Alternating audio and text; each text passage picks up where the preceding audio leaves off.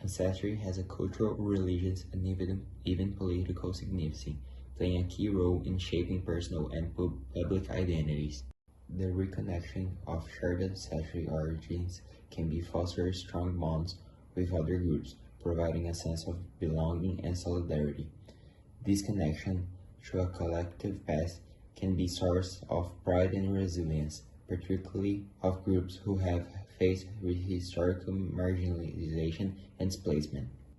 Culture and ancestry are linked, with one often informing and reinforcing the other. Cultural traditions, language, customs, a sense of shared heritage and collective identity. For many communities, ancestral veneration is a cornerstone of their cultural and religious practice, honoring those who came before and acknowledging their continued influence of living.